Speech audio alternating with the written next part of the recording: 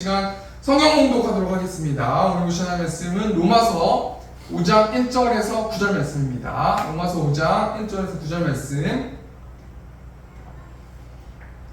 제가 봉독하겠습니다. 그러므로 우리가 믿음으로 의롭다 하심을 받았으니 우리 주 예수 그리스도로 말미암아 하나님과 화평을 누리자. 또한 그로 말미암아 우리가 믿음으로 서 있는 이 은혜에 들어감을 얻었으며 하나님의 영광을 바라고 즐거워하느니라. 다만 이뿐 아니라 우리가 환난 중에도 즐거워하나니 이는 환난은 인내는 연단은 소망을 이루는 줄 알미로다. 소망이 우리를 부끄럽게 하지 아니함은 우리에게 주신 성령으로 말미암아 하나님의 사랑이 우리 마음에 부은 바 됨이니 우리가 아직 연약할 때에 기약대로 그리스도께서 경건하지 않는 자를 위하여 죽으셨도다.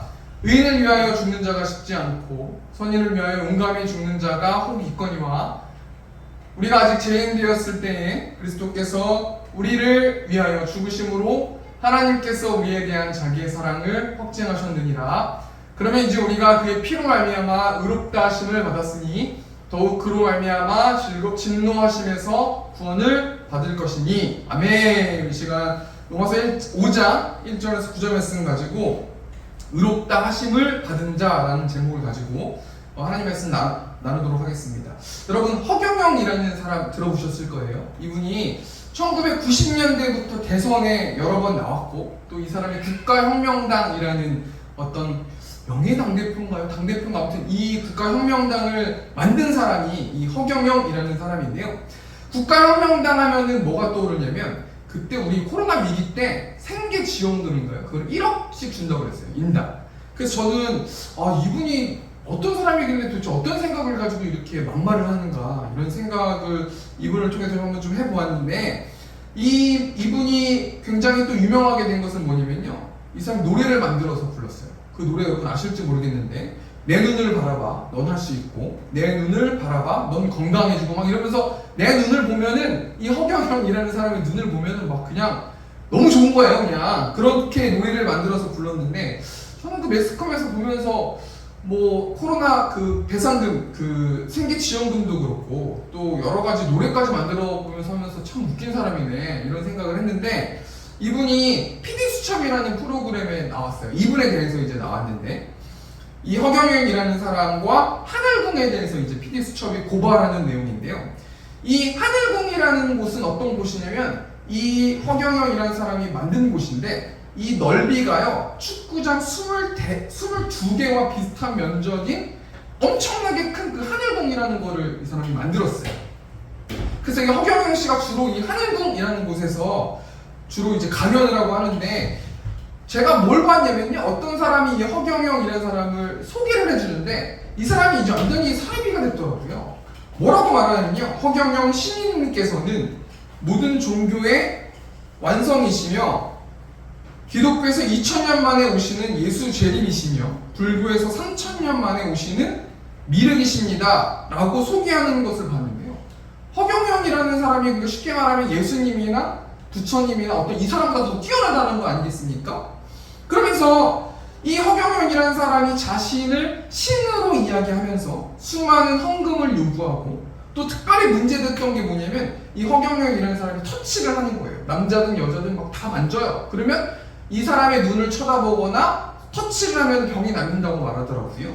그러면서 좀 심각한 영상을 제가 보았는데요. 저는 뭐 이분을 비판하고 이런 걸 다 떠나서 왜냐면 사이비들이 너무 많잖아요. 근데 제가 그 PD수첩 보면서 뭘 생각을 했냐면 참 허경영을 찾아다니는 그 신도들 뭐 교회로 따지면 성도 아니겠습니까? 성도들이 참 안타깝다라는 생각을 했어요. 이 땅을 살아가기가 너무 힘드니까 허경영이라는 사람한테 영성 상품을 드리는 거예요. 사는 거예요. 영성 상품이 있는데 뭐 1억짜리, 1000만원짜리, 500만원짜리, 100만원짜리를 주고 돈을 주고 사는 거예요. 축복권을 사는 거죠. 그래서 그 1억이든 1000만원이든 이 허경영한테 그 바치는 이 사람들의 마음이 어떨까? 왜 그 사람들은 돈을 바치면서까지 그 하늘궁을 찾아다닐까? 제가 생각해 보니까 마음이 비어서 그렇다. 여러분, 하나님 믿는 사람도 예수님을 주라고 고백하는 사람들도 마음이 빈 사람들이 얼마나 많습니까? 그래서 막 교회 다니는 사람들이 막 점을 보러 다니기도 하고 자신의 빈 마음을 채우기 위해서 발버둥 치는 사람들이 굉장히 많이 있거든요. 그러면서 저 그 피디수첩이라는 프로그램을 보면서 제가 뭘 생각해 봤냐면 나는 나의 마음을 한 주 동안 무엇으로 채우고 있었는가 한번 가만히 저도 생각해 보았는데요. 여러분은 5일 동안 여러분의 마음을 어떤 것으로 채우셨습니까? 세상의 돈과 또 세상의 행복과 세상의 어떤 사람과 예수님을 제외한 어떤 다른 무언가가 있을 거라는 기대감을 가지고 내가 뭔가 이것만 있다면 나는 내 마음이 꽉 차고 평안할 거고 행복할 거고 이런 생각을 혹시라도 하시면서 살았는지 좀 한번 우리 이 시간 좀 생각해 보길 원하는데요. 오늘 이 시간 말씀 통해서 멀리 얘기하고 싶냐 한마디로 말하면요. 예수님으로 나의 빈 마음을 채워야 특별히 하나님이 나를 은혜로 구원해 주시는 그 기쁨으로 내 마음을 채웠을 때 우리는 만족하고 기쁠 수 있다는 거예요. 오늘 본 말씀 보면요. 오늘 본문 그 설교 제목이 뭡니까? 의롭다 하심을 받은 자. 이 의롭다 하심을 받은 자가 한마디로 어떤 사람이에요? 구원받은 사람이거든요. 그 구원받은 사람이 의롭다 하심을 받았다라는 거예요. 오늘 본문은 로마서 말씀인데요. 이 로마서 말씀 보면은 사도 바울이 구원의 핵심 포인트 되는 말씀을 먼저 선포하거든요. 우리 로마서 1장 16절 말씀 세 번역으로 보니까 나는 복음을 부끄러워하지 않습니다. 이 복음은 유대 사람을 비롯하여 그리스 사람에게 이르기까지 모든 믿는 사람을 구원하는 하나님의 능력입니다. 이 16절 말씀 보니까요. 복음이란 단어가 나오는데 한마디로 복음이 무엇라고 말하고 있습니까? 우리 17절 말씀 세 번역으로 보니까 하나님의 의가 복음 속에 나타납니다. 이 일은 오로지 믿음에 근거하여 일어납니다. 이것은 성경에 기록한 바 의인은 믿음으로 살 것이다 한 것과 같습니다. 여러분 복음이 뭐라고 말하냐면요. 하나님의 의가 복음 속에 나타났다라고 말하고 있거든요. 사도 바울이 구원을 어떻게 받는다고 말하고 있어요? 하나님의 의, 하나님의 의로움이 또는 하나님과 올바른 관계를 맺는 것이 복음 속에 나타났다고 말하고 있는 거예요. 그러니까 쉽게 말하면 복음이라는 게 뭐냐면 예수 그리스도를 통해서만 또 예수 그리스도를 믿음으로 하나님과 올바른 관계를 맺을 수 있다라는 것을 사도 바울이 먼저 이 명제, 이 문장을 던지는 거예요. 그리고 나서 이 문장을 해석해주고 설명해주면서 차근차근 논리적으로 설명해주는데요. 로마서 1장 18절부터 3장 20절 말씀은 어떤 내용이 담겨있냐면 범죄로 인해서 타락한 모든 인간들은 하나님의 심판 아래에 놓여있는데 그 하나님의 심판 아래에 놓여있는 사람들은 스스로의 힘으로 결단코 의롭게 될 수 없음을 설명하고 있어요. 한마디로 말해서 전적으로 무능한 존재가 사람이라는 거예요. 그리고 로마서 3장 21절부터 4장 25절까지는 하나님은 자신의 행위나 할례가 아니라 오직 예수 그리스도를 믿음으로 의롭게 될 수 있는 길이 열렸다라고 말하면서 이 아브라함이라는 사람을 대표적인 예를 들어서 설명하고 있어요. 인간의 어떤 노력이나 인간의 어떤 고행이나 인간의 스스로의 힘으로 절대로 하나님과 올바른 관계를 맺을 수가 없다. 그렇기 때문에 예수 그리스도를 믿음을 통해서 이 땅에 있는 사람들은 의롭게 될 수 있다. 하나님과 올바른 관계를 맺을 수 있다. 이 아브라함에 대해서 또 설명하고 있거든요. 그러면서 이제 오늘 본 말씀 보면요. 로마서 5장 1절에서 11절 말씀은 믿음으로 의롭게 된 성도들이 이 땅에서 어떻게 살아가야 되는지에 대해서 말씀 나오고 있는데 우리가 오늘 본 말씀 통해서 믿음으로 의롭게 된 성도들이 어떻게 살아가야 되는가 우리가 본 말씀 통해서 세 가지만 좀 생각하고 이 말씀 붙들고 기도했으면 좋겠는데요. 첫 번째로 믿음으로 의롭게 된 성도들이 어떻게 살아가는가 우리 1절 말씀 보니까 그러므로 우리가 믿음으로 의롭다 하심을 받았으니 우리 주 예수 그리스도로 말미암아 하나님과 화평을 누리자. 성도들은 예수 그리스도를 믿음으로 의롭다 하심을 받았는데 이 의롭다 하심을 받았다라는 이 말을 우리가 기독교적인 교리적인 단어로 설명하면 칭의함을 받았다라는 뜻이거든요. 이 칭이라는 건 뭐냐면요. 의롭게 되는 것을 말하는 거예요. 한마디로 말해서요. 이 땅에 있는 사람들은 죄를 지면서 살아갈 수밖에 없어요. 다 죄인이에요. 그런데 칭의함을 받았다라는 것은 마지막 때 하나님의 심판대 앞에 성도들이 섰을 때는 하나님 앞에서 죄인들이 의롭다 인정하심을 받았다라는 거예요. 여기 포인트가 뭡니까? 받았다라는 거예요. 인간의 노력으로 하나님과 올바른 관계를 맺을 수 없고 의롭다 하심을 얻을 수 없고요. 절대자에 의해서 하나님의 주권 하에 의해서 사람들을 하나님께서 구별하셔서 하나님의 자녀들을 칭의함을 주셨다라고 생각해 볼 수 있다는 거예요. 이것은 법적 용어거든요.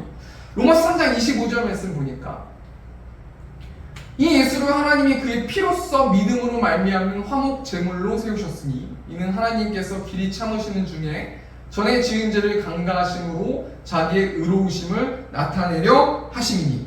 강가하셨대요. 한마디로 예수 그리스도의 피를 통해서 죄를 면제해 주셨다라고 생각해 볼 수 있어요.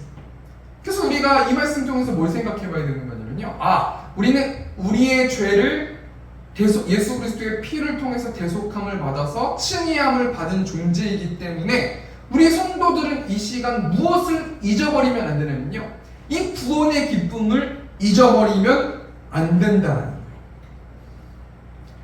오늘 본문 1절 말씀 보니까요, 우리 주 예수 그리스도로 말미암아 하나님과 화평함을 누리자. 우리가 첫 번째로 믿음으로 의롭게 된 성도들이 어떻게 살아가야 되는가? 하나님과 예수 그리스도를 통해서 하나님과 화평함을 누렸기 때문에 첫 번째로 우리 성도들은 어떻게 살아가야 되는 거냐면 우리의 이웃들과 화평을 맺으면서 살아야 된다는 거예요. 이것은요, 선택사항이 아니라요, 명령인 거예요. 우리는 무조건 이웃들과 성도들은 화평할 수밖에 없는 존재. 은혜를 계속해서 하나님의 은혜를 묵상하면 우리 이웃들과 절대로 분쟁하거나 싸우거나 그렇게 살아갈 수 없는 존재가 칭의함을 받은 믿음으로 의롭게 된 성도들이라는 거예요. 여기서 하나님과 화평을 누리자라는 이 단어가요, 소유하다라는 단어거든요. 그러니까 성도들은 매일의 삶에서 하나님이 주시는 화평을 소유해야 된다는 건데요. 우리가 어떻게 하나님이 주신 화평을 소유할 수 있어요? 1절 말씀 보니까 우리 주 예수 그리스도로 말미암아 하나님과 화평을 누리자. 예수 그리스도를 통해서 하나님과 죄인들이 올바른 관계를 맺었던 것처럼 예수 그리스도를 통해서 믿음으로 의롭다 하심을 받은 사람들은 이웃들과 화평을 맺으면서 살아갈 수 있다는 거예요. 그럼 가만히 생각해 봤을 때요, 믿음으로 의롭게 된 성도들이 다른 사람들과 화평을 누리지 못하는 이유가 있는데 그 이유가 무엇인가 가만히 한번 생각해 보니까요, 요한복음 15장 6절 말씀 보니까 사람이 내 안에 거하지 아니하면 가지처럼 밖에 버려져 마르나니 사람들이 그것을 모아다가 불에 던져 사르느니라. 한마디로 말해서요, 예수님께서 요한복음 말씀 중에서 뭐라고 말씀하세요? 사람이 내 안에 거하지 아니하면, 예수 안에 거하지 아니하면 가지처럼 밖에 버려져 마른 인생 살 것이다. 하나님과 화평을 누리지도 못하고 이웃 사람들과 화평을 누리지 못한다는 거예요. 어떻게 했을 때 화평을 누리지 못해요? 사람이 예수님 안에 거하지 아니하면 화평을 누리지 못한다는 거예요. 그럼 결론부터 말했을 때요, 우리가 이웃들과 화평을 어떻게 맺을 수 있는가? 예수님 안에 거해야 돼요. 그럼 예수님 안에 거해야 된다는 것은 무엇입니까? 예수님이 내 마음의 주인이 되셨을 때 예수님으로부터 뿌리로부터 오는 영양분을 공급받아서 내 힘이 아닌 하나님의 힘, 예수님의 힘을 통해서, 예수님의 권세와 능력을 통해서 우리는 이웃들과 화평을 맺을 수 있다는 거예요. 첫 번째 때 정리하니까요, 믿음으로 의롭게 된 성도들이 어떻게 살아가야 되는가? 이웃들과 화평을 맺으면서 살아야 돼요. 이것은 명령이에요. 하나님과 우리가 올바른 관계에 있고 예수님을 통해서, 예수님의 희생을 통해서 하나님과 올바른 관계를 맺은 사람들은 무조건 이웃들과의 올바른 관계를 맺어야 되는데, 그것을 하기 위해서는 나란 자아를 버려야 된다는 거예요. 내가 주인이 되면은 절대로 다른 사람들과 화평하면서 살아갈 수 없다는 거예요. 그럼 우리가 이 시간 뭘 놓고 기도해야 되는 거냐면, 하나님, 내가 내 마음의 주인이 되어서 하나님이 기뻐하시지 않는 열매들을 맺었습니다. 하나님, 내가 예수님이 주인된 예수 안에 거할 수 있도록 인도해 주셔서 내 힘이 아닌 하나님의 힘으로 이웃들과 화평을 맺으면서 살아갈 수 있도록 인도해 주십시오라고 우리가 이 시간 기도해야 된다는 거예요. 두 번째로 믿음으로 오르게 된 성도들이 어떻게 살아가야 됩니까? 우리 2절 말씀 보니까요. 또한 그로 말미암아 우리가 믿음으로 서 있는 이 은혜에 들어감을 얻었으며 하나님의 영광을 바라고 즐거워하느니라. 2절 말씀 보니까요. 또한 그로 말미암아 또 뭘 이야기하고 있냐면 예수님으로 말미암아. 그러니까 우리가 의롭게 된 성도들은 예수님을 통하지 않고서는 뗄래야 뗄 수 없다라는 거예요. 예수님이 아니고서는 우리는 절대로 의롭게 될 수 없고 의롭게 살 수도 없다는 것 아니겠습니까? 그래서 2절 말씀 보니까 또한 그로 말미암아 예수님으로 말미암아 우리가 믿음으로 서 있는 이 은혜에 들어감을 얻었으며 하나님의 영광을 바라고 즐거워하느니라. 2절 말씀 보니까 성도들은 하나님의 영광을 바라고 즐거워하는 삶을 살아야 되는데 한마디로 말해서 믿음으로 의롭게 된 자들이 어떻게 소망을 품고 기뻐할 수 있어요? 2절 말씀 세 번역으로 보니까요. 우리는 또한 그리스도로 말미암아 지금 서 있는 이 은혜의 자리에 믿음으로 나아오게 되었으며 하나님의 영광에 이르게 될 소망을 품고 자랑을 합니다. 먼저 예수 그리스도를 믿음으로 성도가 된 성도들은 하나님께로부터 소망을 품을 수 있는 복을 받아요. 소망이 뭡니까? 어떤 일을 이루고 싶은 의지가 소망인데요. 쉽게 말하면요, 믿음으로 의롭게 된 성도들은 소망을 품고 산다는 거예요. 이 소망은 나의 소망이 아니라 하나님이 주신 소망, 하나님이 주신 비전, 하나님이 주신 사명을 품고 살아가는데 소망만 품고 살아가는 게 아니라 믿음으로 의롭게 된 성도들은 그 소망을 자랑하면서 살아간다는 거예요. 우리 3절 말씀 보니까요. 다만 이뿐 아니라 우리가 환난 중에도 즐거워하나니 이는 환난은 인내를, 인내는 연단을, 연단은 소망을 이루는 줄 알미로다. 3절 4절 말씀 보면 하나님은 성도들에게 환난 중에도 인내력을 갖고 이기게 하시고 인내를 통해서 단련된 인격을 갖게 하시고 단련된 인격을 통해서 기필코 소망을 이뤄주신다는 거예요. 한마디로 칭의받은 자들은요 하나님의 소망을 품고 소망을 자랑하게 된다는 건데 우리 예시를 들어서 한번 제가 설명해 드리면 사무엘상 1장 말씀 보면은 한나라는 자매가 나오는데 이 한나에 대해서는 설명 안 해도 다 아실 거고요. 한나가 태가 열리지 않지 않습니까? 근데 하나님께서 이 태를 열어주시는데 먼저 한나가 어떻게 환난을 겪어요? 분인날을 통해서 격분됨을 통해서 환난을 겪어요. 그리고 한나는 하나님께 울부짖으면서 기도함으로 인내함을 경험하고요. 또 한나는 기도함을 통해서 단련된 마음을 품으면서 연단받게 되고요. 결국엔 한나는 하나님의 약속하신 때에 사무엘이라는 아들을 받음으로 소망을 이루면서 자랑하게 된다. 사무엘상 2장 1절 말씀 보니까 한나가 기도하여 이르되 내 마음이 여호와로 말미암아 즐거워하며 내 뿔이 여호와로 말미암아 높아졌으며 내 입이 내 원수들을 향하여 크게 열렸으니 이는 내가 주의 구원으로 말미암아 기뻐함이니이다. 한나가 소망을 이루고 어떻게 자랑합니까? 무엇을 자랑합니까? 내 마음이 여호와로 말미암아 즐거워합니다. 내 뿔이 여호와로 말미암아 높아졌습니다. 내가 주의 구원으로 말미암아 기뻐합니다. 여러분 믿음으로 의롭게 된 자들은 반드시 소망을 품게 되고 비전을 보게 되고 사명을 발견하게 된단 말이에요.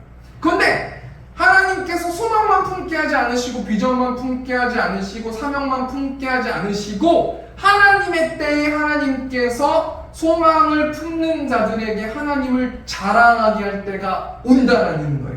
그렇기 때문에 성도들이 어떻게 된다라는 거예요? 환난 중에도 즐거워할 수 있다라는 거 아니겠습니까? 우리 두 번째 때 정리하니까요.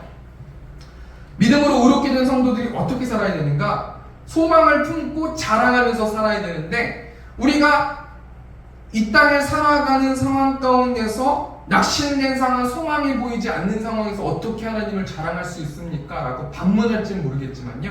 하나님은 반드시 구원함을 받은 자에게 소망을 주시고 비전을 주시고 사명을 주신 다음에 반드시 그 사명을 이뤄주실 것이기 때문에 미리 믿고 그것을 하나님을 자랑해야 된다라고 사도 바울이 말씀하고 있다는 거예요.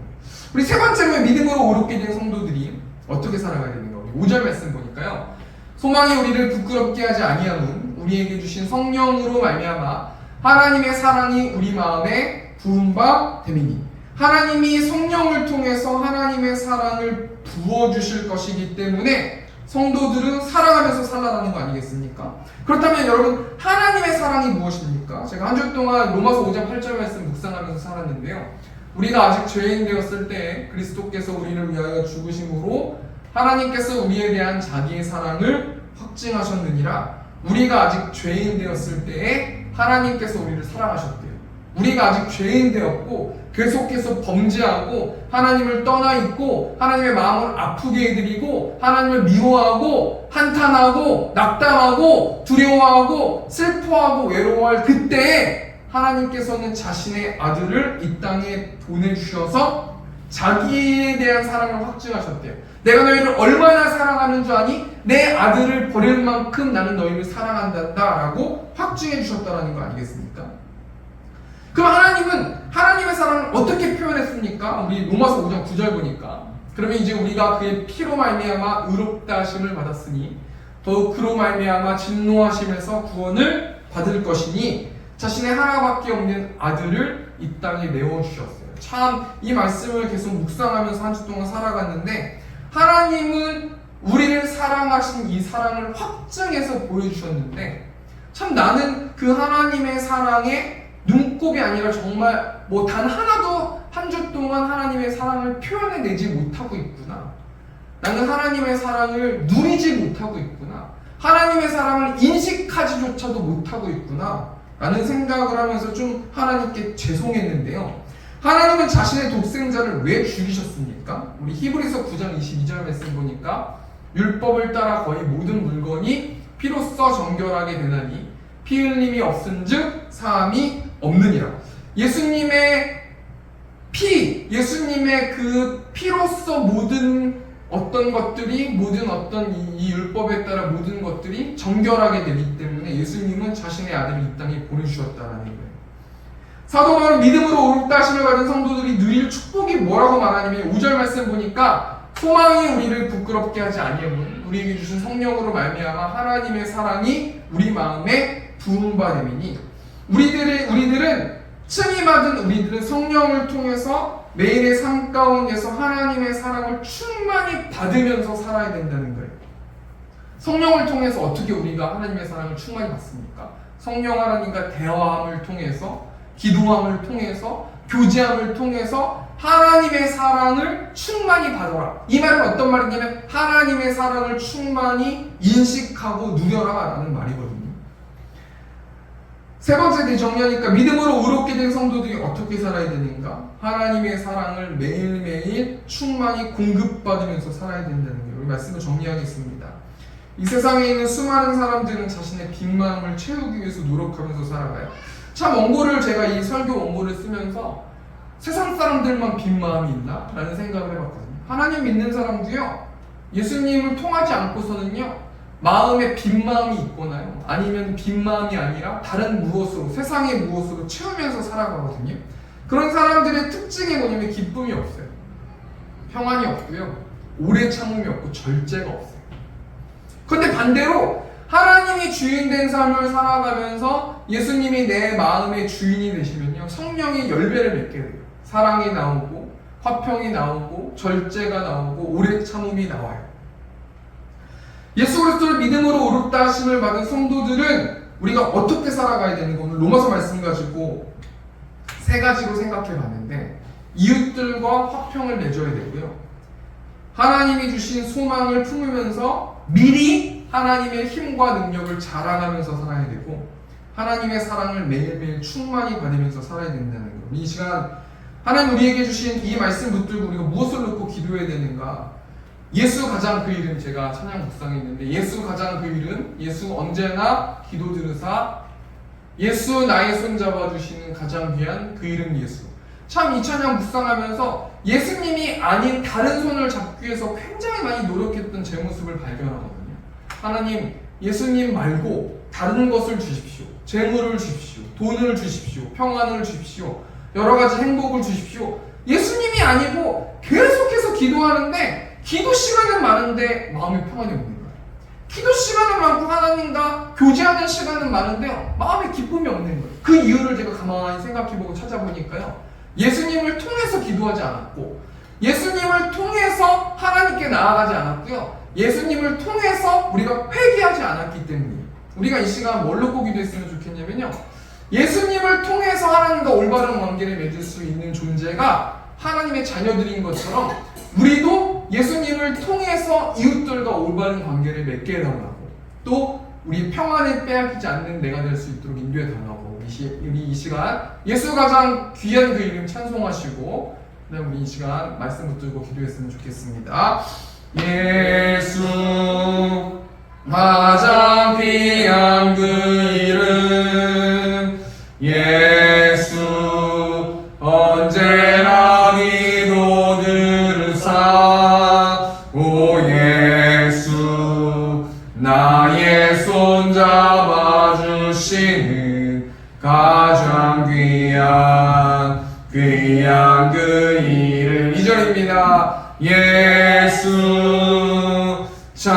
찬양하기 원하네, 예수 처음과 나중 되시는, 오 예수 날 위해 고통 당하신 가장 귀한 그 이름. 3절입니다. 예수 왕의 왕이 되신 주, 예수 당신의 끝없는 사랑, 오 예수 목소리 높여 찬양해 가장 귀한 그 이름. 아멘. 우리 시간 좀 같이 통성으로 기도했으면 좋겠습니다.